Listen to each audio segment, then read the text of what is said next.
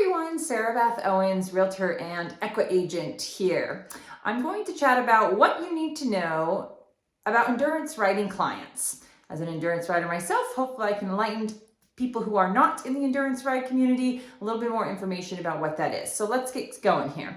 What is endurance riding? Well, the AERC, the American Endurance Ride Conference, is what makes up most endurance rides. It's made up of 9 different regions around the US and Canada. For example, myself, I live out in Montana and I'm part of the mountain region, and that means that most rides in the mountainy region are what I'm going to be looking at for going to. There's only one ride that happens in Montana, so I'm also going to be traveling to like Wyoming or Washington or Idaho or other areas surrounding that are in that region. It is an all ages sport from seniors to kids. It is definitely a very family-friendly sport and very welcoming equestrian community of people. Definitely have experienced that myself.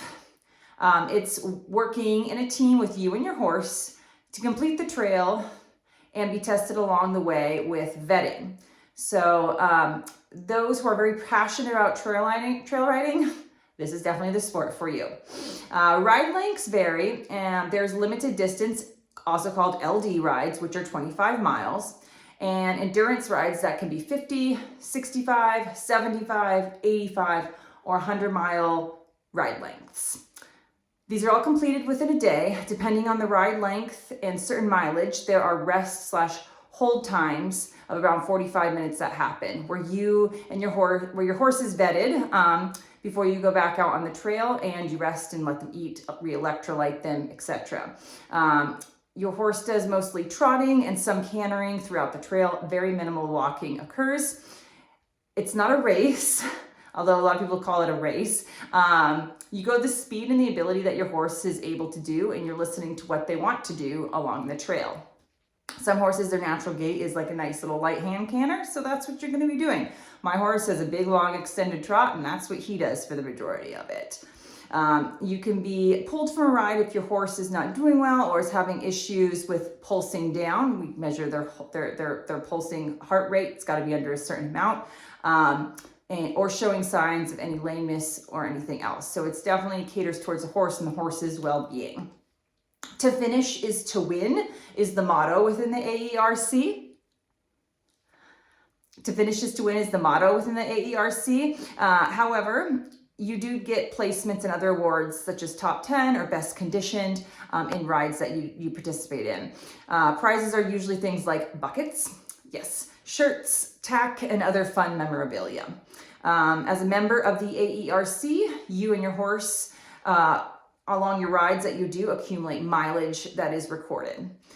There's kind of lifetime achievement awards for mileage that you've done, and a variety of other things that you can get along the way. The monthly Endurance News magazine features recent rides and other ride times of those participating and other fun things. It's a copy of one of my monthly ones that I get for the Endurance News magazine through the AERC. Typical breeds that are found to do endurance. Let's talk about those. Most commonly, this sport is dominated by Arabians. They are just built for endurance rides.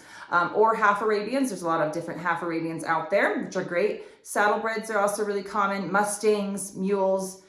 Any horse can do endurance if they are willing and able to. My friend rides her quarter horse on her endurance rides, and he does just fine. So it's not limited to certain horse breeds. There are definitely ones that do better depending on ride lengths as well. But if your horse likes being out on the trail, awesome. Let's do endurance riding, at least a limited LD race length.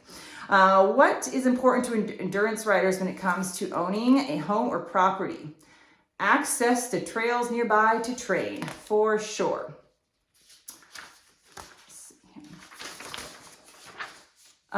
We condition our horses usually year-round, depending on when an upcoming ride is happening. We're looking at going out 2 to 3 times a week of extended ride lengths, at least 6 to 8 miles minimum. So access to trails, state or BLM property nearby where the horse is located is crucial. For me personally, a trail within 30 to 60 minutes away is ideal for going out and doing some longer training with my horse.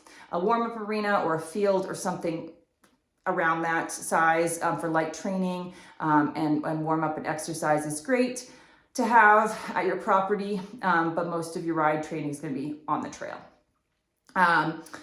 Let's see how we keep our horses. Everyone is different, obviously, but I feel the majority of riders that I know personally like to keep their horses in fields, have good grazing opportunities for them, access to some sort of barn or shelter, obviously for getting out of the elements. Fancy barns with stalls or runs are not usually a huge priority. You can like to free range your horses a little bit more. For more information about endurance riding and the AERC, you can go to aerc.org. There's a ton of great information on there to reference too. Okay, great. I hope that helps if you have a client who is an endurance rider to know a little bit about the community of endurance riding and what that all involves.